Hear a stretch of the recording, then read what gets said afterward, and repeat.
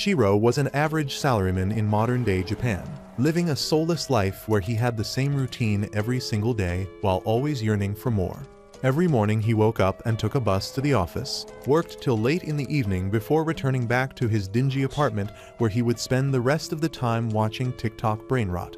He always wanted more out of his life, and his wishes finally come true. When one night he wakes up to find himself in a white void with nothing to see, his eyes soon focus, and he finds out that he is sitting in front of a white-haired K-pop idol who claims that he is God himself. Shiro isn't a 13-year-old girl though, so he sits there unimpressed, asking where exactly he is. The K-pop god reveals that Shiro had died and is currently in a limbo where his soul is about to disappear forever, but God is willing to give him an option. God reveals that he can send him down to a different fantasy world called Madius if he wants, where he can relive his life as anyone he wants. This immediately grabs Shiro's attention, who felt like this was a dream come true. The god immediately takes out a clipboard and starts writing down the special skills that he would integrate within Shiro. And soon the time runs out and Shiro is sent to the fantasy world of Madius. When Shiro wakes up again, he finds himself in the middle of a forest and is overjoyed at the prospect of getting a second chance at life. He immediately gets up and starts exploring the world and soon finds his way out of the forest where he spots a small village at a distance.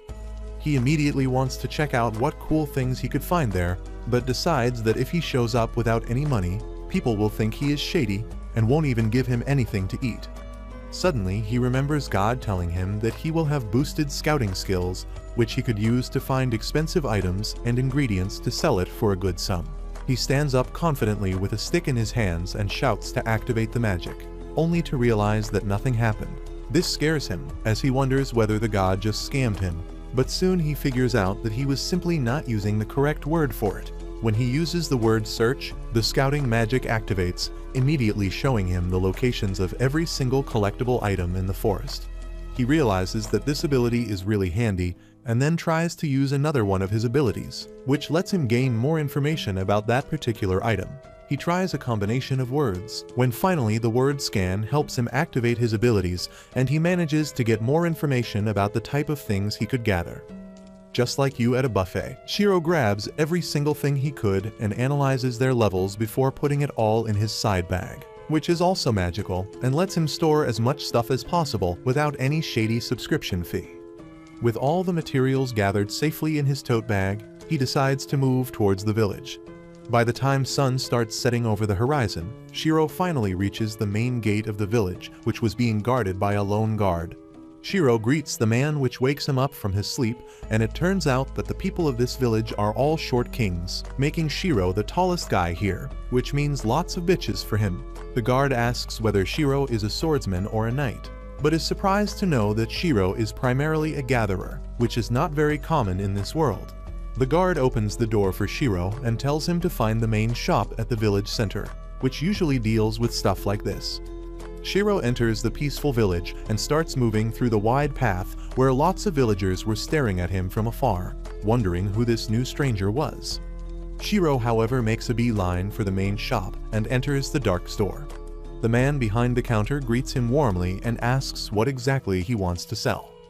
Shiro takes out an oval smooth rock, which the shopkeeper grabs and immediately recognizes to be anteater poop. He claims that he has never seen such a perfect specimen and tells Shiro that he would love to buy it from him for 5 silver coins.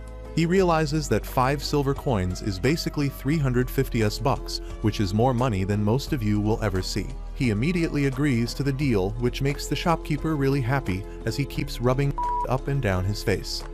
The shopkeeper asks whether Shiro has anything else to sell, and Shiro immediately puts out all the stuff he hoarded from the forest.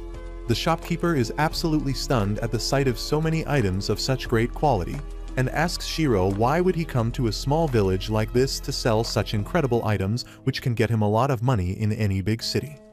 Shiro immediately lies that he is just a traveler who has been collecting stuff and traveling to different parts of the country. The shopkeeper recognizes his talent though, and gives him a job to collect some valuable gems from the icy mountains nearby, where he might also come across some monsters. Shiro wasn't so sure whether he wanted to go for a mission like this right now, but the shopkeeper promises to pay 20 grand for the gems, which leaves him with no options but to accept. With that, he bids the shopkeeper farewell and roams around the village, finally finding an inn for himself. He gets a comfortable room inside and lays on the hard bed, tired from the day's work, wishing that he could take a bath and get the dirt and grime off of him. Just then, there is a knock at the door and a young girl enters the room with a tub filled with water for him to wash himself. Shiro, however, has only ever taken showers and asks what the hell is he supposed to do with this shit. The girl tells him that he is stinky and needs to wash himself with a damp towel to get cleaned, but Shiro asks whether they have a shower instead. The girl gets confused at this and tells Shiro that they have no such things since only the nobles get to take a proper bath while the rest are supposed to clean themselves with water and a towel. Shiro can't believe that something as basic as a bath is gatekept from the commoners, but the girl tells him that there are some mages who are able to perform magic and give other people baths in exchange for money. This information gives Shiro a sudden idea, and he pushes the girl out of the room after handing her the money with some tip. After closing the door, Shiro starts practicing his spells and finally manages to use a spell which makes him a waterbender, allowing him to take the much-needed bath. Finally, after freshening up, he lays down on the bed from exhaustion, still missing his showers, but decides to sleep so he can get an early start on the day. The next morning, he wakes up at the crack of dawn and moves towards the forest looking for all sorts of things to gather. While searching for some mushrooms, he soon spots a weird-looking mark coming from one of the bushes, so he goes in to investigate, only to find a decomposed corpse on the ground.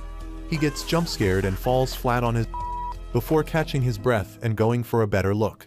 He figures out that this guy was a security corps member who must have died fighting some monsters. He wonders whether he should just leave the area, but decides otherwise. He takes the body and buries it deep within the ground before putting his sword as a headstone for the grave of the fallen man. With that out of the way, he decides to make some supper, and since the sun was already setting, he first creates a magical barrier around him and then sits on the ground before putting a pot over an open fire. Since he is not an idiot sandwich, he decides to make his own dinner with some wild green veggies that he found and some meat that he had. He makes a stew out of the ingredients, which turns out to be super tasty, ending the night on a high note. The next morning he moves towards the haunted forest, which is completely crowded by dead trees and fog, making it difficult to see even in daylight. He uses his light magic to see and enters inside the forest, knowing that this place is known to have loads of monsters, but as far as he can see there is nothing living present inside the forest. He starts collecting anything of value, and soon he is done with the place and decides to exit. He spots the light at the exit and races towards it, not knowing that he was rushing straight towards a dangerous ledge. He ends up falling down the cavern and would have surely died if not for his quick thinking as he uses flight magic to regain control and starts floating mid-air. He touches the ground softly and lets out a sigh of relief, realizing how close he came to death, deciding to take things more seriously and be more careful from now on. He again uses his light magic inside the cave, and to his surprise, the area is filled with different kinds of ores. He quickly gets out a small hammer and gets to work, chiseling away the ores from the surrounding rocks, soon filling his bag up with a decent amount. He notices another ore at a distance, but a sudden earthquake reminds him that he can't spend much time here, so he quickly uses his fireball magic to blast away at the rock so he could get the ore quicker. To his delight, this ore turns out to be the mithril ore which the shopkeeper wanted, so he quickly pockets it, but decides to go in further even after another earthquake hit. After a while he notices some blue light coming from the end of the tunnel, so he follows it, only to find an opening with the bluest lake he has ever seen in the middle of it. He quickly descends down the rocks to scan the lake, which turns out to be SS tier, magical water. This is by far the coolest thing that he has found so far, so he immediately decides that he must take some of it back with him. But he starts wondering whether he has a canteen big enough to hold water, and whether it would start leaking. Before he could decide anything though, a huge black dragon emerges from the depths, spraying water everywhere and drenching Shiro as well, as he screams, asking who woke him from his deep sleep. Shiro has seen enough though, and doesn't even flinch before going back to his default state as a soulless salaryman who always bowed to every single person in his life. He bows down to the dragon, apologizing for entering its lair, but the dragon finds it hilarious, since he has never seen a man of such nerves, and asks who exactly is he. Shiro replies that he is a normal human, which the dragon refuses to believe since he can sense a huge amount of magical energy flowing through Shiro, which is almost on par with the magical energy in the dragons itself. The dragon asks Shiro whether he could help him, since only someone with an incredible amount of magic could help him in the situation which he is stuck in. He claims that he has an egg which is not hatching even though it's been a very long time, and asks whether Shiro could help him with it. He claims that he won't ask him to do it for free, and simply touches the water from which dozens of huge mithril ores emerge. Shiro immediately agrees to the arrangement, so the dragon takes out a black egg and throws it towards Shiro. Shiro grabs the egg, trying to listen for a heartbeat before wondering what exactly is he supposed to do with it. Suddenly, he remembers that eggs are supposed to be warm, so he uses his heat magic to instill warmth in the shell, which suddenly starts sucking out the energy from Shiro, making him wonder whether it was a scam and whether he is about to die. He blacks out and finds himself surrounded by warm water, where another K-pop god with black hair appears, claiming that Shiro has started doing which is disrupting the flow of this world. Shiro asks whether he is dead, but the god replies that not yet, and with that, Shiro returns back to his senses, waking up in darkness. He uses his light magic only to find out that the baby dragon has successfully hatched out of its shell. The dragon seems overjoyed while the baby dragon gets his footing on the ground. The dragon thanks Shiro for his help and asks him to give it a name. Like an idiot, Shiro decides to call the baby dragon B, after which the dragon completely shocks Shiro by saying that from now on B is going to stay with Shiro himself. Shiro can't believe that something so incredibly rare and beautiful could be bound to him. But the big black dragon tells him that he is already super strong and can surely protect the baby. With that, the dragon disappears beneath the surface of water, leaving Shiro and B to continue their journey together. Shiro and B soon exit the cave, and it is already evening by then. B starts flying around happily because it is the first time she is seeing the outside world, and Shiro realizes that it will get dark soon. He decides to set up camp nearby and then fills a glass with the magical water from the lake. The ancient dragon used his magic to connect Shiro's magic bag to the lake, because the magical water is absolutely necessary for B's growth. She quickly finishes one glass and then asks for another, and Shiro pours her a refill. However, B kindly hands it to him because she wants him to drink the nutritious water and be happy as well. After that, Shiro uses some magic stones to create a barrier, skipping the hassle of speaking the full spells out loud. He knows that magic stones are really rare in this world after reading a book he bought from Shakespeare, but that is not an issue for him because he can create magic stones easily. He concentrates heat magic in his palm and creates a magic stone that creates a controlled flame for cooking food. With the fire on, Shiro begins preparing meat stew and B starts drooling uncontrollably on seeing it. Shiro thinks that she should be able to digest some stew and pours her a bowl.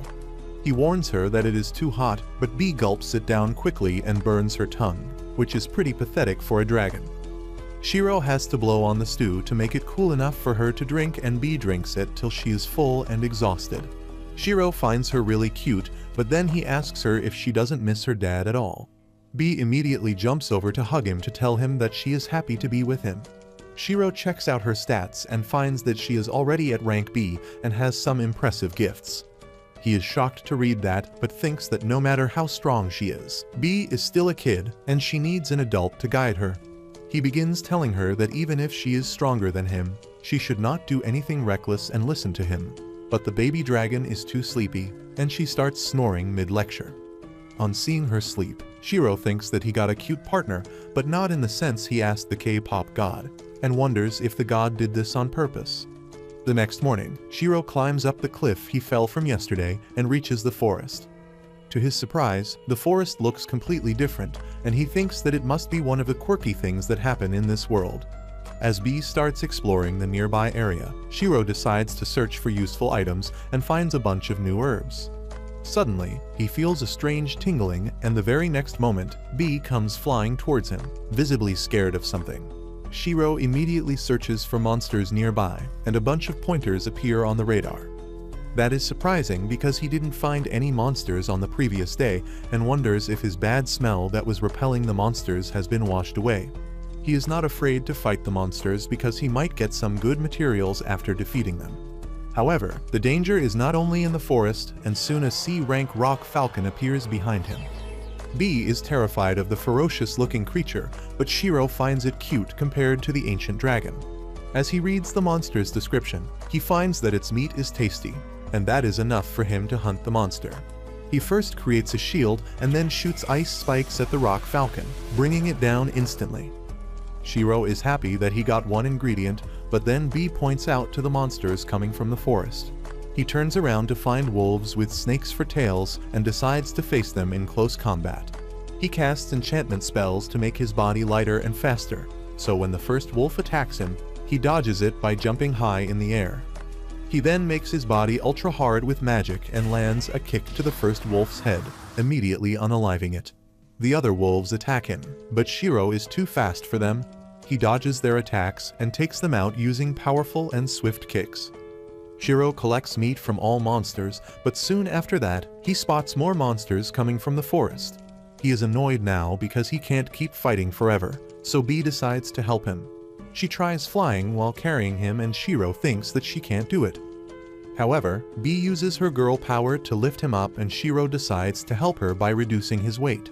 He casts a spell to make himself lighter, but B was not expecting that and suddenly shoots high up in the sky. Shiro panics and tells her that she is flying too high, and the surprised B drops him. Shiro starts screaming as he falls to the ground, but the trees act as a cushion and he lands safely. B flies after him and begins licking his face, and Shiro is low-key annoyed by her. As he gets up, he finds they have come out of the forest, because B was faster than a fighter jet. He thanks her for helping him and asks her to hold back her power a little bit the next time because he is much more fragile than her. But B doesn't understand those complicated words and hugs him tightly, breaking a couple ribs. After that, they resume their journey to the village and Shiro starts waving around a branch he found in his backpack. He tells B that it is the branch of the legendary tree Yggdrasil that is said to embody the world itself, but it is currently asleep. Well, B knows how to wake up the sleeping branch, and she breathes out a cloud of stinky gas that turns the tiny branch into a staff. Shiro is shocked to see this and wonders if a gatherer like him can even use a staff. He doesn't want people to think that he is a normie wizard or something, but his thoughts are disrupted when he hears a loud roar. Shiro immediately gets alert and ready to fight, but B flies towards the direction of the roar, making him worry about her. Shiro follows her and finds her circling a tree. As soon as he reaches the tree, he finds a ragged and exhausted elf and asks her if she was attacked by the monster. The elf refuses and suddenly her stomach makes the loud roaring sound that had Shiro panicking. The elf woman tells him that she hasn't eaten anything in 3 days and Shiro can't believe that the terrifying roar is actually coming from her stomach. She asks for water, and he immediately hands her his bottle that she empties in one go. The water makes her feel better, but it doesn't do anything to ease her hunger and Shiro begins looking for a lunchbox that he brought along. He offers the lunchbox to the elf girl who greedily devours it and then shoots a hyperbeam of joy, saying that the food is so delicious that she feels like she is going to heaven. Shiro is taken aback because he never thought elves could behave so uncivilized, but he tells her that the food tastes good just because she has been starving for 3 days. He then asks her how could she run out of food so quickly when there is a village not so far away from her location. She gets uncomfortable with the question and then Shiro starts roasting her, saying that even noobs who don't know anything carry a lunchbox with them on journeys. The elf gets pissed and gets close to quarrel with him, but Shiro immediately moves back because she stinks. This racist with OCD says that he thought that elves would smell like peppermint and strawberries, but she smells like fresh manure. The elf gets angry at him and says she couldn't clean herself because she had to camp out for many days. She gets ready to leave quickly after that, thanking Shiro for the food, but telling him that it is gay to make fun of someone they just met. She runs away with that and Shiro is left disappointed after his first encounter with an elf. Anyway, he gets back to gathering materials and then exits the forest. B spots a carriage coming towards them from over a mile away and Shiro is really impressed by that. Soon, the carriage comes close enough and Shiro is awestruck on seeing a unicorn pulling it. The merchant driving the carriage is surprised to see him as well and asks what he is doing here. Shiro tells him that he is heading to the Tormi village on foot, and the merchant's family peek out of the carriage to see who is outside. The man looks at Shiro's staff and asks if he is a wizard or something, and he nervously replies that he is just a gatherer. That is more impressive because gathering experts are quite rare in this world. The man then invites Shiro to ride with them because they are also going to the Tormi village. He asks him if it will be fine for someone as tall and heavy as him to ride the carriage, but the man has no problem with that at all. Shiro takes up his offer and enters the carriage, learning that the kids find him amusing because he is extremely tall. As Shiro thanks the family for giving him a ride, they tell him it is not a big deal because people in this region always help each other out. They are really friendly towards him, and Shiro feels that they are too trusting for their own good. He asks them what they would do if he were a bandit and then tries to scare the kids, but the boy tells him that he can't be a bandit because the bell didn't ring. Shiro doesn't understand, so the woman shows him a bell with a magic crystal inside it that rings when a bad person is nearby. Shiro is impressed by this idea and thinks he can make the magic crystal himself too. He suddenly remembers that he hasn't introduced himself, so he tells the family about himself and they introduce themselves too. The man driving the carriage is Palum, his wife is named Eliza, and their kids are called Yunin and Cain. While they are exchanging greetings, B suddenly starts making noises and the kids notice that the sound is coming from Shiro's back. They are eager to see what he is hiding under his coat, and Shiro gets nervous, telling him that it is a rare monster, so they might be shocked on seeing it. Eliza tells him that it is not a big deal because adventurers usually have monsters accompanying them. This statement gives Shiro the confidence to let B out, but only after warning her not to bite anyone. The kids are smitten by B's cuteness, but the parents are surprised because dragons are quite rare monsters. Palum asks Shiro if he is a dragon knight since he has a pet dragon, and he explains that he coincidentally found a dragon egg and hatched it.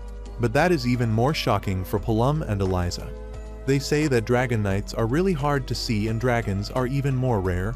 Shiro gets curious about dragon knights now, and based on the anime he saw in the past life, he thinks they must be real badasses.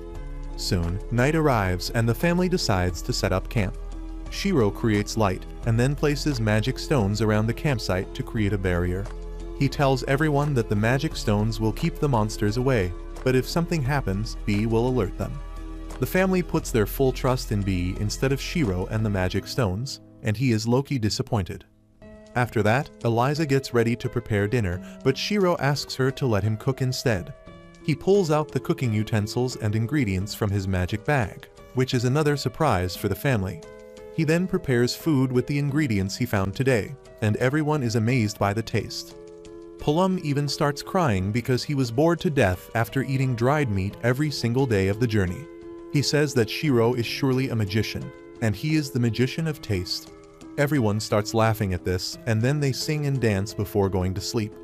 This is a new experience for Shiro, who used to eat dinner by himself on Earth, and he feels that having company while eating is a really great thing. By the time dawn breaks, Palum is already at work cleaning the reins and the carriage, while the kids stay in their dreamy world, with B tucked in between them. Shiro is already up and about as well and sits on the ground, passing time as he cleans his scissors to a shine. Eliza also emerges from the carriage after setting everything up and greets Shiro, claiming that anyone who takes care of their tools well makes a good adventurer. Shiro realizes that lately he has been really enjoying his life, and even though he got the Gatherer class by complete chance, maybe he is naturally good at it. Soon enough they get ready to continue their journey, but this time, Shiro asks whether he could take the reins for a bit and Palum gladly agrees. Soon he sat on the front seat alongside Palum and they continued moving ahead without any trouble. The unicorn seems to be a very intelligent beast as it listens and responds to Shiro's every command. Soon B also wakes up properly and immediately flies out to Shiro before settling near his legs. After an easy journey of another couple of hours, they finally see the first glimpse of the Tormi village, and soon they arrive at the front gate. Shiro gets off right there, while Palum and his family thank him for the wonderful time they had with him before moving on. The guard seems to know who Palum is as he comments that Palum always brings the spring with him. This interests Shiro, and he asks the guard what exactly Palum does, and the guard replies that Palum and his family chase after the warmer regions as he is a weaver by trade. So whenever Palum arrives in this village, that means that the warm spring and summers are around as well. According to the guard, there has been fewer game to hunt in these areas recently as well. which makes Shiro realize why Paul was so happy with the food. He thanks the god for giving him the ability to be a good gatherer, as he never really has to think about finding food or money. A little while later he goes in to meet with the shopkeeper who assigned him the quest, and shows him all the spoils that he got. The shopkeeper spends a good amount of time viewing the items one by one, but he seems particularly interested in one of the rocks. Soon he turns towards Shiro, asking where he found this particular rock, as this is not just a mithril ore,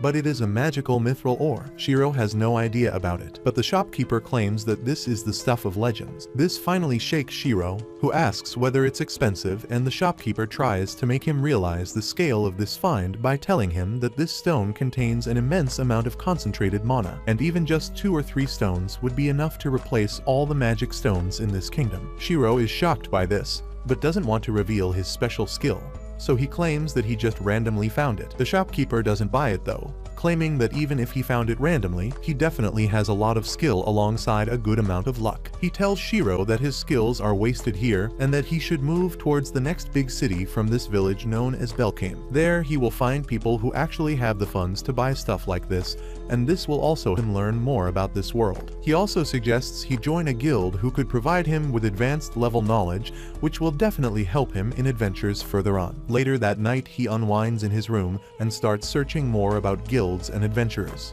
realizing that being an adventurer can actually be really beneficial for him, but he is in no hurry. He decides that his next step would be to leave for game and join a guild, but for now he is going to stay around Tormi for a while. A couple days pass by, during which he offers the beast that he killed a couple days ago to be cooked for the entire village. Since there was a shortage of game, everyone loved the taste of meat and salmonella probably, but even the village baddies were enjoying themselves, so mission successful. He spends some more days roaming around the village gathering stuff, but soon enough gets ready to depart. The nice old lady gives him a bunch of seasonings and spices to take along with him for the journey, before telling him that the villagers would love to have him for longer, as they have all grown used to him being around. Shiro promises to return one day, but for now he needs to move ahead in his journey to make sure he is properly provisioned. The old lady provides him with a bunch of packed home-made meals, since the journey to Belkame is long, which is going to take him nearly 1 month to complete. She tells him to come back to this village if he ever gets homesick,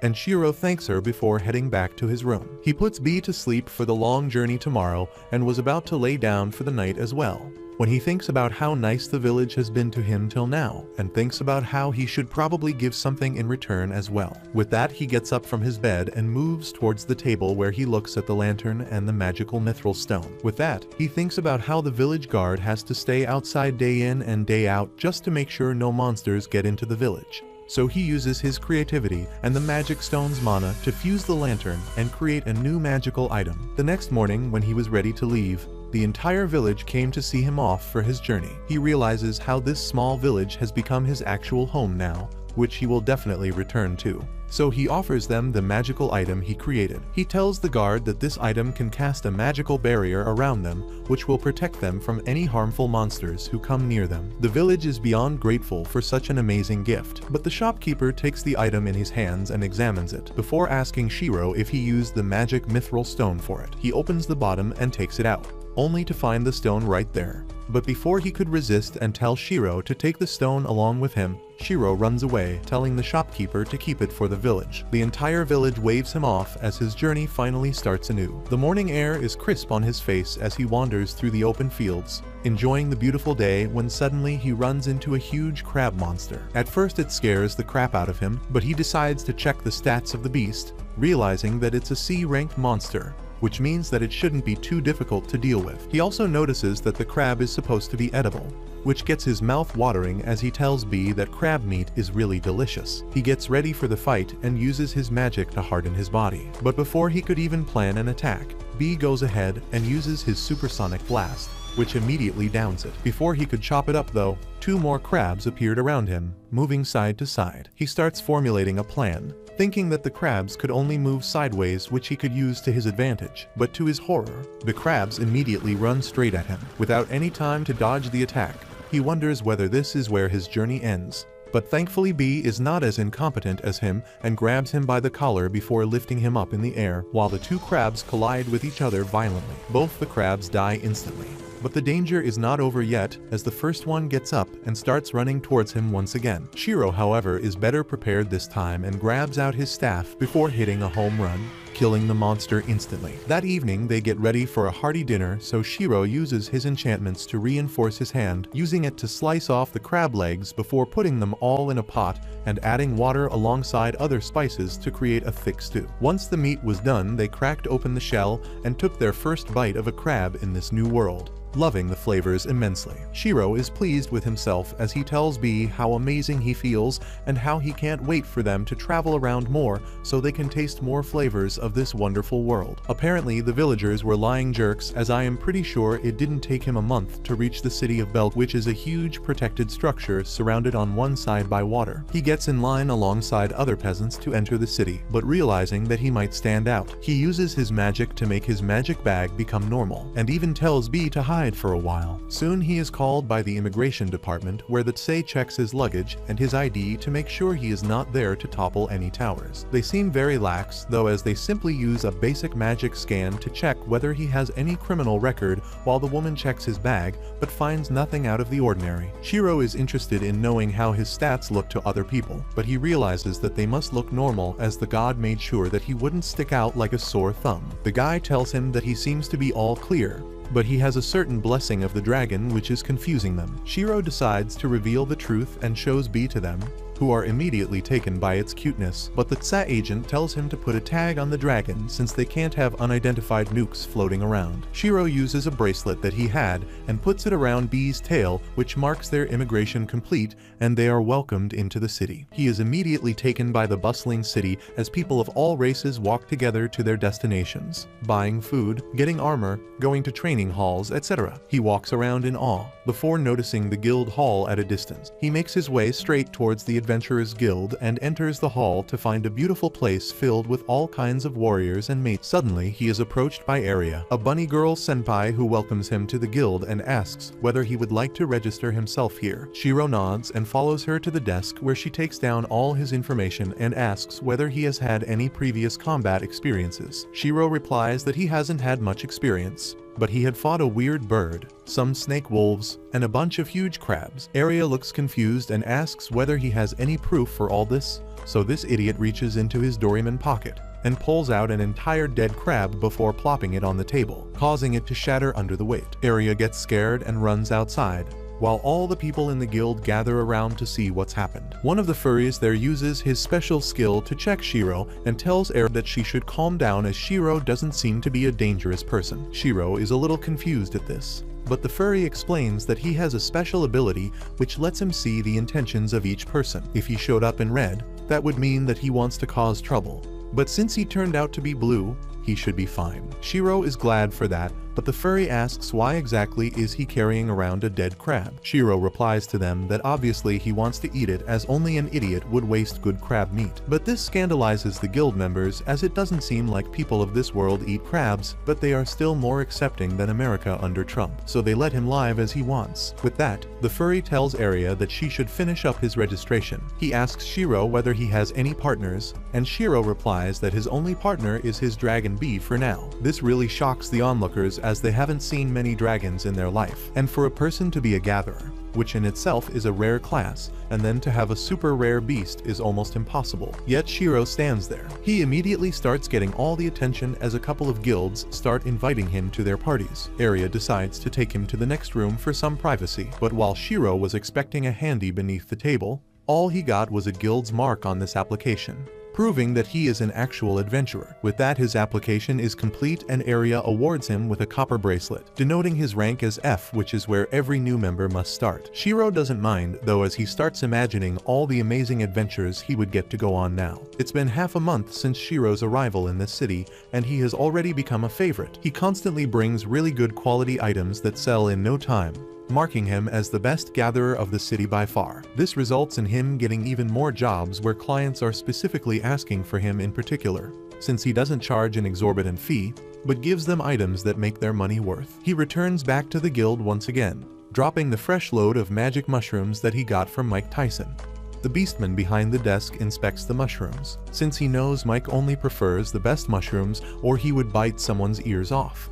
With Shiro, however, he doesn't really have to worry since the mushrooms are always top-notch. Before he could even pay him though, Arya sneaks into the room with a bunch of more quests for him, claiming that they have gotten a lot of orders that are asking for Shiro in particular as the gatherer. Shiro looks at the number of quests she was holding up in her hands and tells her that he can't possibly do it all at once, so he takes half of them, while Arya keeps the other half for safekeeping. With that out of the way, Shiro decides to unwind a little and heads towards the bathhouse to have a lovely warm soak, which completely sucks the pain out of his body. He lets out a sigh of relief as the warm water caresses his body like a lover's kiss, while even B seems to be enjoying himself as he swims around in the water, free of any worries. Shiro remembers how disgusting and dirty the bath water used to be when he first came here, but thanks to his magic, he is able to recycle some clean warm water, giving a gift to the people of this guild. His thoughts are broken by a silver-colored lizard man named Clay who enters the bathhouse, greeting Shiro and asking how he has been. Shiro replies that he is fine before asking why he is here, since he is usually adventuring somewhere during this time. Clay walks into the bath beside Shiro, replying that he wouldn't have been here at this time either, but his old scars have been acting up, which was causing him a lot of irritation, so he came here to have the warm water soothe them down a little. He then turns his attention towards Shiro, claiming that he recently heard some rumors that Shiro can use healing magic, as he apparently used his magic to heal a poor sick man from the slums. Shiro simply smiles, replying that he just replicated something that he saw before once. Clay then asks whether he took any money from the slum dweller, but already knows the answer that he wouldn't charge the poor man anything. He tells Shiro that if he wanted to, he could make a killing, using his healing magic to treat people, since healers are in great demand at all times, but Shiro wonders whether the healers who charge copious amounts of money for an X-ray would start hating him. Clay simply laughs, asking whether he got the notice to increase his rank, but Shiro replies that he is happy the way things are right now, and doesn't necessarily want to change his rank as soon as he wants to stay away from the limelight. Clay responds that if he acts this way, he would be pushed more and more into the limelight and might end up creating some enemies who would do everything to see him destroyed. With that piece of advice, Clay gets up from the bath and walks out. After that relaxing bath, he returns back to the receptionist where he gets paid for his work while B snacks on some crackers, but the receptionist ends up asking once again, when exactly is Shiro planning to raise his rank? Shiro smiles and refuses, claiming that he still needs to perfect some things before he could think about raising his rank. He knows that the guild could probably get much higher paying jobs for him if he was a higher rank, which would be good for him and the guild as well. But right now, he is at a very good position where he gets paid for what he does, without sacrificing any of his personal freedom. Just when he was about to head down to his room, a messenger enters the guild, shouting that the city is going to get attacked by a horde of goblins. Immediately, the whole guild starts jumping into action, calling down warriors, getting their armor and shields ready, while the guildmaster asks one of the scouts about the A-ranked adventurers that are still in the city. The little mouse-like girl replies that only Clay is available right now, as the rest are already on some mission. He tells her to call him immediately and announces that every single adventurer rank D and above needs to participate in this fight. Shiro watches the mayhem unfold, but decides that it's not his problem to deal with since he is still rank F. But the guildmaster ends up calling him as well, claiming that they need his help right now. The guildmaster reveals that the goblins are probably going to attack from the western side and try to breach the main gate, so their best chance to defend the city would be to never let them cross the bridge to the main gate. Immediately, a roar of approval goes over the entire guild, as warriors excitedly take out their swords, making Shiro realize that all these guys are proper jocks who are getting excited, whereas he is more of the liberal type, who drinks matcha latte with oat milk. Suddenly, two of the oafish brutes standing beside him start making fun of him, telling him to stay out of their way as he might get crushed if he comes under their feet. Before he could make a mom joke, the guildmaster interrupts them, asking Shiro whether he is the gatherer that he has been hearing about for a while. He claims that some people in the guild have been glazing him and praising him unconditionally, and that's why the guildmaster named Grit decides to test him out to see whether he is the real deal or not. Grit also gets impressed by the fact that Shiro is one of the very few people who haven't been intimidated by him and bids him luck. He leaves the mouse Mew with him and takes the other two brutes. Mew turns towards Shiro and apologizes, since F-ranked adventurers are usually pulled out from such events, but Grit must have seen something in him, which is why he is letting Shiro fight. This seems to be the very first fight for Mew as well, since she is overexcited at the thought of finally meeting real enemies at the battlefield. That excitement soon turns to horror however, as she can't even stop shaking from the fear and anxiety of the attack. She keeps getting spooked by birds around the area, and hugs Shiro as tightly as possible, telling him to save her. Shiro realizes that this is going to be troublesome if she keeps obstructing his movement in a real fight, so tells her to chill out for now, since they haven't even seen an enemy yet, let alone get involved in the battle. He gives her a little pep talk, telling her to simply focus on healing the wounded adventurers, and that in itself would be very helpful. Mew seems to feel a little better after this, and she finally stops crying before running back to the camp to help the wounded. Clay's laugh surprises Shiro a little, who wasn't expecting him to be at the same location. They start talking and Shiro immediately asks why he is not at the front lines, since he is one of the best fighters that they currently have. But Clay replies that his old scars have been really hurting recently. Without any help, Shiro immediately pinpoints the area of the scar, which surprises Clay a little, who asks Shiro whether he thinks that Clay got it while running away since the scars are on his back. But Shiro shakes his head in disagreement. He knows Clay enough to deduce that he would never run from an enemy, which means that he probably got that wound while trying to defend someone very close to him. He claims that the scar is a mark of bravery, that Clay put his life on the line and saved someone, and even after that he is back again on the battlefield, ready to save anyone who needs his help. Before they could continue their talk though, Clay notices a cloud of dust approaching them at a distance, which suddenly twists his face in horror as he realizes that the Guildmaster's formation must have failed and the goblins have breached the area. He immediately picks up a spear and gets ready to fight. Shiro tells him to stay back since his scars are giving him trouble, but Clay tells him that he has some new friends to save today and runs off towards the oncoming enemies. Shiro realizes that he must join the battle now as well. So with a sigh, he takes out his magic staff and creates a barrier around the tent area where the wounded are being healed. He immediately uses his super speed to run towards the battle, where he finds only a few tattered group of adventurers getting overwhelmed by the goblins attacking them. The two brutes who tried bullying Shiro are also there, holding their ground against the enemies, but several goblins are able to pass past them towards the city. Shiro had no intentions of letting them go though, and he uses his magic to harden his body before punching the crap out of the goblin. He realizes that these goblins are much stronger than the enemies he faced before, so he asks Bee's help, who immediately gets down from his shoulder and Pikachus the shit out of every single goblin in the area, knocking them down immediately. The other adventurers thank Shiro for his help, claiming that things were going according to the plan, but a high-ranking goblin sergeant appeared out of nowhere, collapsing the front line completely. It was only because of Clay that they managed to fall back and hold their ground till now. Shiro realizes that Clay might be in trouble, so he immediately rushes inside the forest, where he finally finds Clay fighting against a group of goblins, slashing them down one by one. But to his horror, his scars start aching, forcing his knees to buckle in pain. But that was a mistake, as immediately some goblins try to take him down. Thankfully, Shiro intervenes just in time, shocking the crap out of the goblins, saving Clay's life. Before they could back off however, the hobgoblin appears and jumps to attack them. They both dodge the attack, but start getting surrounded by goblins once again. Clay tells Shiro to run away while he holds them back, but Shiro decides to try something new. V shocks a bunch of goblins, causing some confusion, during which Shiro takes out the mana water from the cave and sprays it all over Clay before chanting a healing spell, which not only heals his back completely, but transforms him into Kaiju number 8. After that, Clay manages to absolutely destroy every single goblin all on his own, and by the time the rain stops, Clay is the only one standing. The Guildmaster also arrives at the scene, thanking Shiro for his continued support and promises to reward him for his help. Later that evening, Clay enters Shiro's room and has now returned back to his normal self. He asks Shiro what exactly he threw at him, and Shiro explains that the water was mana-rich lake water from the lair of an ancient dragon. Clay replies that his ancestors used to be dragons, but now he is nothing more than a lizard. But thanks to Shiro, he has managed to transform into a half-dragon form, but claims that he is too scared to use it. He is afraid of losing control of himself and destroying everything around him.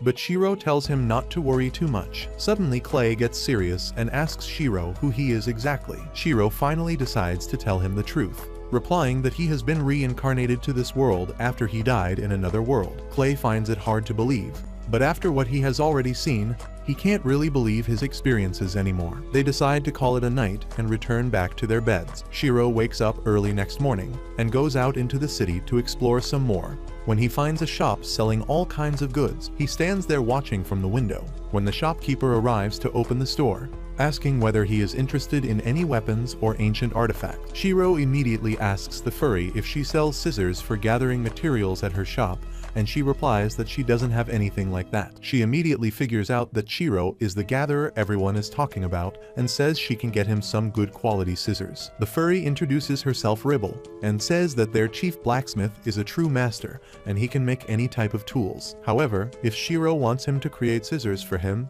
he will need to find some things that he is looking for. Shiro is a bit confused by this, so Ribble leads him inside the store. He stops in his tracks as he sees 3 blacksmiths hard at work, and Ribble tells him that she fell in love with the way the blacksmiths pounded the red-hot iron. After that, she leads him to the boss of the shop, who is a grumpy old dwarf. Ribble introduces Shiro to him and suggests that he could bring some Ildra ore for them, which they desperately need to win the upcoming sword-making competition. The judgmental dwarf replies that he is not sending a mere gatherer into the dangerous mines, but Ribble says that they need to give him a chance. The dwarf and the furry begin arguing, and in the end Ribble dominates the old guy by pulling his beard and telling him they can't win the competition with a half-baked sword. The dwarf yells at her, saying that the mine is especially dangerous right now because there is news that demons are present there. He declares that the safety of his customers is his top priority, and that is why he can't send Shiro to the Ruhai mines. Ribble gets emotional on hearing how much the old timer cares about their customers and apologizes to Shiro for wasting his time. However, Shiro puts a plate of cookies on the table, asking the chief blacksmith if he will make a pair of scissors for him if he can bring him some Ildra ore from the Ruhai mines. The dwarf panics on hearing this because he doesn't want to be blamed for anyone's death, but Shiro assures him that he is perfectly capable of protecting himself. He pulls out a crab claw from his pocket, and on realizing that it belongs to a B-rank monster, he agrees to let Shiro go to the mine. The next day, Shiro rides a carriage along with other adventurers as he heads to the Ruhai mines, and B keeps dancing because she is excited to go on a new journey. Meanwhile, the other adventurers talk about how strange things have been happening around the area recently, like plants withering out of nowhere and disturbing sounds coming out of forests. Shiro gets a little conscious on hearing this and wonders if these things are happening because of him, but he shakes those thoughts from his head. Once he gets off the carriage, he passes by a horse trader and begins thinking that he wants to own a horse someday. Suddenly, he hears a familiar voice from the building, yelling at the trader for scamming her. It turns out to be the stupid elf he saved in the forest earlier, and she is telling the trader that she ordered a strong white horse that could run so fast it could basically fly. However, the trader gives her a giant white bird instead, and the elf is not having it. The horse merchant tells her that they are very inclusive around these parts, and any creature that can carry cargo is called a horse, no matter what species it is. The elf girl immediately realizes that it was her mistake for thinking that a horse shop would sell horses. She apologizes for not wording her order more clearly because she actually wanted a Pegasus, and the merchant tells her that she can only find them in the Dwarven Kingdom. Shiro just hears the entire exchange from a distance because he doesn't want to get involved with the crazy woman again, even though they are both heading in the same distance. He decides to gather some materials along the way and immediately enters the forest to pick some shrooms and flowers. As he is picking the flowers, he hears a loud roar, but this time, he knows that it is not a monster. He follows the sound to find the elf woman almost passed out due to hunger yet again. He gives her some water and food, thinking that she must have a real smooth brain to not have learned anything from the previous incident. As soon as the elf finishes eating, she is full of energy and gets up to thank Shiro. However, he can't bear the terrible smell she gives off and instinctively uses the spell to clean her. She is pleasantly surprised by this and asks what did he do to her. Shiro replies he used a spell to clean her because she was ruining the image he has of elves as a race. The elf woman then introduces herself as Vel and thanks Shiro for saving her twice. He tells her it was no biggie and begins walking away, but Vel stops him, saying that elves always repay favors and she wants to help him somehow. Shiro clearly tells her that he doesn't need anything in return, so Vel insists that she will help him with his work in that case. Bee flies over to her and Vel remarks that even the dragon approves of her. Shiro decides there is no harm in letting her tag along till the next town, and he gets busy with collecting the mushrooms again. Vel soon comes to him saying that she found a rare monster poop that sells for a lot, but it is just a lot, and the next time, she brings the dung of a normal animal. Despite being disheartened twice, Vel believes the third time will be a charm and brings a poisonous mushroom with her instead. Later that evening, she offers to collect firewood to cook food, but Shiro tells her there is no need for that because he can use magic stones. However, Vel tells him that the signs of a campfire are helpful to other travelers who follow this route because it lets them know this is a safe space to camp. Shiro sees the logic in her argument and lets her collect wood, but Vel brings a big and thick log instead because that is how she likes them. Shiro tells her that they can't burn such a big log so easily, but Vel has him covered. She eats the log high in the air and then slashes it into smaller pieces using her dagger. Shiro is surprised on seeing this, but when he finds that Vel's daggers are rank weapons, things suddenly start making sense. After that, he cooks a delicious stew for everyone and Vel is blown away by the taste. She then asks Shiro if he is also heading to the Kingdom of Dwarves and he agrees, revealing that he is trying to mine Ildra ore from the Ruhai mines. He asks Vel why is she going to the Dwarf Kingdom, and she gets sad as she replies that she is looking for the white Pegasus of heaven that her sister wants to find. She doesn't let her sadness dampen the mood around the campfire and says that she is even more indebted to Shiro now. He gets an idea and asks her if she can be his bodyguard during the rest of his journey.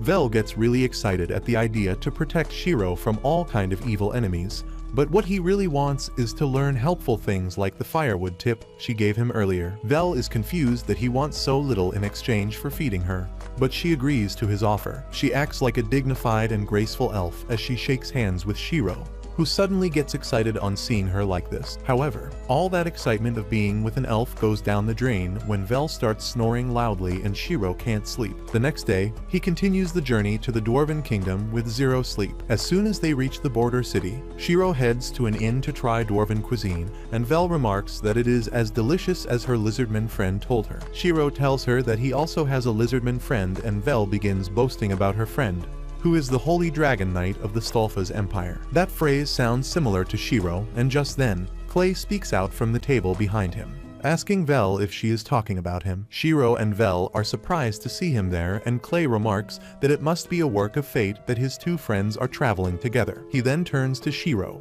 asking how could he be so heartless to leave the town without telling him, and Shiro nervously replies that he informed the guild. Clay is not satisfied with that answer and asks where is he going. Once he learns that Shiro is going to the Raihei mines, he starts lecturing him again, saying that adventurers at his rank can't even accept quests to go to such dangerous mines. He says that the place is extremely dangerous, and if Shiro is not getting a serious reward out of it, he should not go to the mines. Shiro proudly says that he is getting a good reward as a master blacksmith is going to make him the ultimate scissors for collecting ingredients. Clay is dumbfounded because this sounds like a stupid reward, but Shiro believes that if he is on good terms with the blacksmith, he will make him high-quality cooking utensils in the future. Clay calls him an idiot sandwich for accepting this offer, even as Shiro claims that scissors are the most important tool for a gatherer. Clay suddenly declares that he is going to come along on this quest because he is going to the dwarf country to repair his spear anyway. Shiro is not really comfortable with the idea, but then Vel eagerly asks Clay if he is also going to be Shiro's bodyguard too. She begins boasting about how she is going to protect Shiro till he reaches his destination. Clay likes the idea, and he decides to become a bodyguard as well. Shiro, however, is not happy about this situation. Even though he knows both Vel and Clay are quite strong, their personalities make him worried about his peace of mind. Soon after that, they reach the capital city of the dwarves, but there is a huge line outside the city gates. Luckily, Clay knows the guards and they let him and his friends use the special entrance reserved only for Vit. As they walk down a long flight of stairs, the guard gives them a lecture about the city's history. Once they reach the city, Shiro and Vel are amazed to see that the dwarves dug out a mountain to create this underground city. Meanwhile, the guard tells Clay that the king wanted to see him. Shiro is surprised to hear that Clay knows the king as well, and the lizardman replies that he is actually on good terms with the king even though he doesn't deserve it. The guard tells him to stop acting humble because he is the hero who saved their country. Clay says it was all a misunderstanding and explains the real story to Shiro. He says that back in the day, the dwarves were great at making weapons but terrible at using them. So a powerful demon oppressed them and collected tribute from them. One day, he was just passing by the area, and as soon as the dragon saw him, he flew away for some unknown reason. The dwarves thought that he forced the demon to run, and they began calling him a hero. Well, the guard says that the dwarves still think he is a hero, and they have even erected a statue of him recently, but Clay facepalms because they have made him look like Godzilla. Once they reach the palace, Clay immediately confronts the king about the weird statue, but the king says everyone in the country finds it cool. After that, the old king turns his attention towards Shiro and asks the reason for his visit. Shiro hands him a letter of introduction from the master blacksmith and requests permission to enter the Ryuhei mines. The king asks Shiro if he knows that the mines have become a den of demons after a recent earthquake, and he affirms. Clay tells the king that he is going to escort Shiro as his bodyguard, and he can also guarantee that Vel is strong enough to keep up with him. On hearing this, the king permits Shiro and his group to enter the Ryuhei mines and find the cause of the demon uprising there. Clay accepts the mission and Shiro complains that he doesn't want to go on an investigation mission.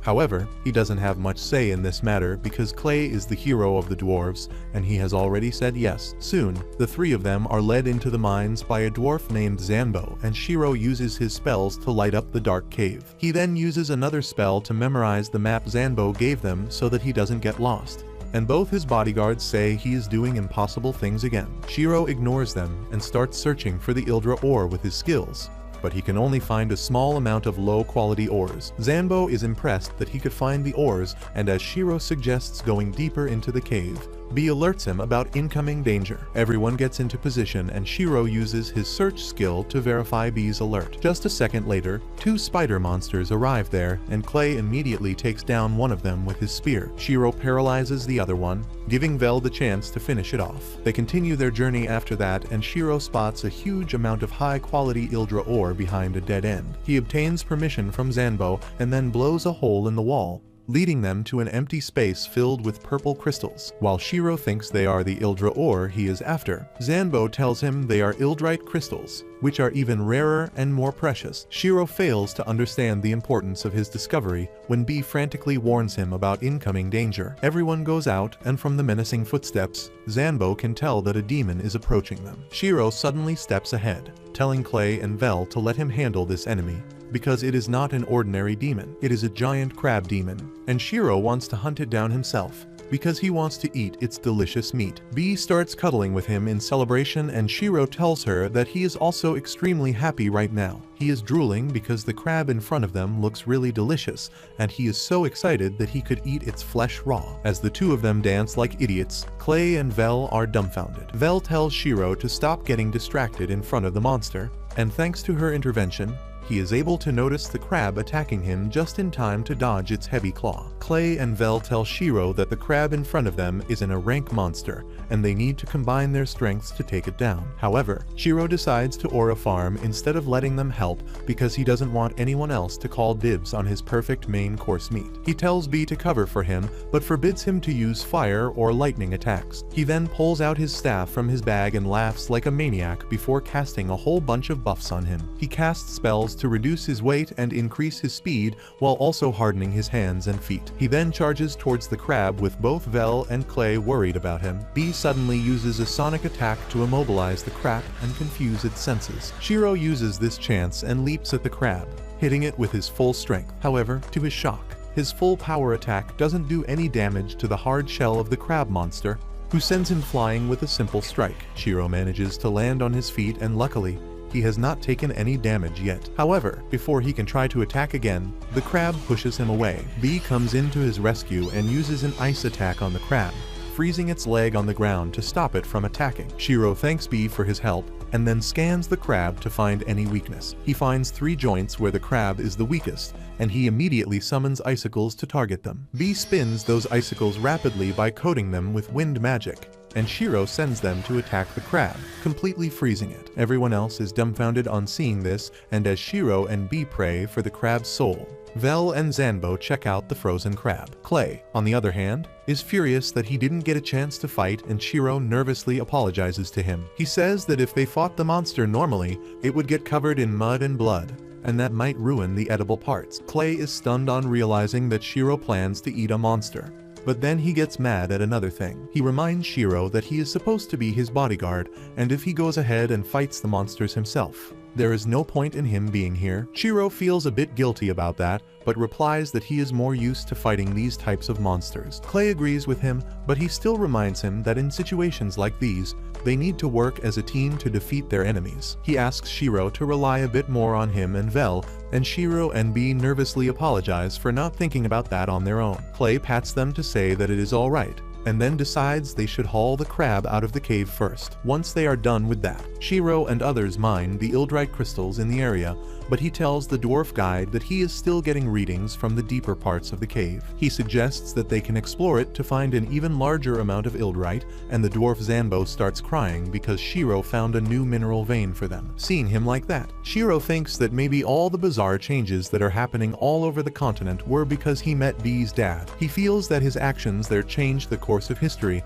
and now he finally realizes what the K-pop god wanted when he sent him to this world. As his friends start heading back, Shiro realizes that his selfish actions have already started changing the world, and he hopes that the change is a positive one. Soon, everyone returns to the castle and Shiro tells the king that they finished their investigation safely and even took down the biggest threat there. The king is delighted to hear that, but he still wants an official confirmation from Zanbo, who excitedly tells the king about the moment Shiro took down the crab monster. He then requests Shiro to show the monster to the king, and he decides to fulfill his request. He opens his magic bag, and the frozen crab pops out of it. The entire throne room rattles from the weight of the monster, and the king can't believe his eyes. He goes closer to fully absorb the size of the monster, and then declares that Shiro's brave act is worthy of a reward. Shiro immediately asks for the monster as his reward, and the king is shocked because he doesn't see any value in that. Soon after that, Shiro and his friends go out to the city, and Vel is happy because they got a lot of cash from the king. However, Shiro could care less about that because he is dreaming about all the ways in which he can cook the crab. Clay is a bit creeped out at the fact that both Shiro and B become Delulu at random moments, but Shiro tells him that the crab is going to be more valuable than he thinks. The next day, Vel receives a Pegasus as a gift from the king because he came to know that she was looking for one. Vel is delighted to see the winged horse, and in the meantime, Zanbo gives Clay his repaired spear. Vel rides on the Pegasus, telling Shiro that it is meant for her sister, so she will immediately head home with it. She tells him that she owes him a huge deal, and even if she spends her life trying to repay it, it might not be enough. Shiro replies that it is already sorted because he got a crab. Just then, their carriage arrives and Shiro wishes goodbye to Vel. She tells him that they will certainly meet again and files off with that. A few days after that, Shiro and Clay reach their city and Bunny Girl Senpai welcomes them back. She is surprised to see them together and asks if they formed a team. Shiro says that Clay just tagged along, but the lizardman interrupts him and declares that they have indeed formed a team. Aria is really excited on hearing this, and she immediately runs off to inform the guild master. While Shiro gives Clay a side-eye, Clay tells him that he has decided to tag along with him for longer, because he knows that Shiro is not just an ordinary human, and they need someone sensible to keep an eye on him. While Shiro is not really sure about teaming up with Clay, B already likes the idea and starts circling around him. After thinking about it for a while, Shiro also concludes that traveling with him won't be a bad idea, and they sit down to discuss their team's name. On Clay's suggestion, they decide to call themselves the Azure Black Brigade, and officially register as a team. After that, Shiro goes to the blacksmith's workshop with the Ildrite crystals. As Ribble and her master examine the crystal, Shiro asks if it is good enough to make the sword they want. They suddenly start trembling like an old Nokia, and Shiro panics, wondering if high-purity Ildrite is more difficult to work with. However, the two blacksmiths suddenly start yelling and crying because they have never seen such high-purity crystals before. The master blacksmith says that he has never seen this much Ildrite once in his 120 years as a blacksmith, and even B starts crying because he wants to be involved. Shiro is glad that they liked the crystals he brought for them, but then Ribble says that they can't pay him enough for all the Ildrite. He tells them that his request is still the same, and he just wants a custom-made pair of scissors. However, he is ready to delay that for a while because he first wants Ribble and her master to create a sword that will win the sword forging tournament. Half a month later, as Shiro is enjoying lunch and drinks at an inn, the furry comes there with a letter from a noble who wants to see him immediately. Shiro doesn't want to get involved with a noble and pretends that he is having a heart attack in his kidneys, but Clay tells him to stop acting stupid. Even the furry assures him that Lord Belmonant is not an unpleasant guy, and Shiro decides to open his letter. He finds it addressed to both him and Clay because they are a team, and Lord Belmonant talks about bestowing honors on them. Shiro finds this suspicious and wonders what does he want in return, but Clay knows that the noble just wants to see the baby dragon. Shiro gets worried at this and hugs B, asking if the Belmonant wants to steal him. However, both Clay and the furry believe that Belmonant won't do that, and on top of that, he doesn't have the authority for that either. Soon after that, Shiro and Clay are taken to the Lord's mansion, is a fancy carriage, and everyone in the city keeps staring at them. Shiro wonders why are they so interested, and Clay replies that it is every adventurer's dream to be invited to a noble's mansion,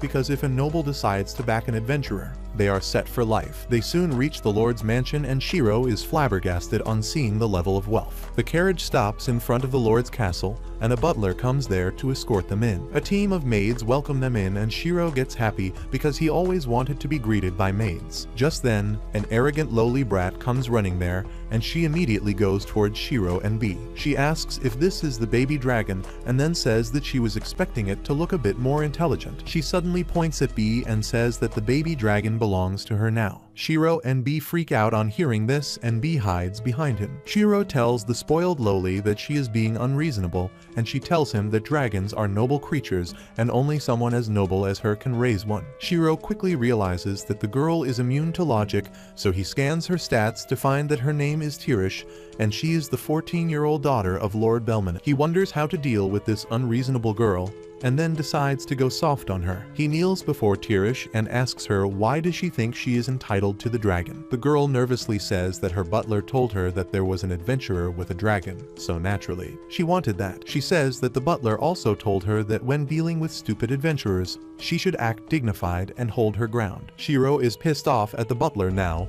but then he tells Tirish that B is his family and she shouldn't try to take him away. The girl is shocked to hear that, and as B responds to her, she is even more taken aback because she never thought the dragon baby was smart enough to understand human speech. She suddenly starts tearing up and apologizes to Shiro for speaking so rudely without realizing their bond. B flies over to pacify her and Tirish gets so happy that she hugs him. B immediately rushes back to Shiro who asks the girl why did she want a dragon so badly. Tirish replies that she wanted to show it to her mom. Just then, her father arrives there and Shiro is dumbfounded on seeing how young and handsome he is, and he can't believe he is the noble who called him. The man introduces himself as Lord Belmonant and greets Shiro, saying that he has heard a lot about him. They sit down for tea next and Belmonant apologizes for his daughter's behavior first. Clay immediately gets to business and asks why he summoned them here and Belmonant replies it is about his wife. Clay is shocked to hear this and explains to Shiro that Belmonant's wife has been bedridden for a long time now. The noble affirms, saying that he recently heard a rumor about Shiro making a weak and sick man healthy in just one day, and he wanted to seek his help in treating his wife. Shiro thinks about it and feels that he needs to be really careful in treating the woman because his magic was powerful enough to make Clay evolve. Belmonant then tells him that Tirish wants a dragon for her mother because she thought that if a cute creature stayed next to her, her health would improve. Clay starts trembling as he tries to hold back his tears on hearing this, and B can't even do that. Seeing them so emotional guilt trips Shiro into agreeing, but he still doesn't want to take any risks. However, after thinking for a while, he decides to save the woman's life and accepts the request. Belmonant leads everyone to his wife's room and Shiro finds that it is incredibly dusty. Belmonant's wife looks really pale and her bones are protruding through her skin. Shiro is shocked to see her and he asks the noble if he can brighten up the room before starting the treatment. He learns that the woman is allergic to sunlight, so he decides to scan her in the low light. He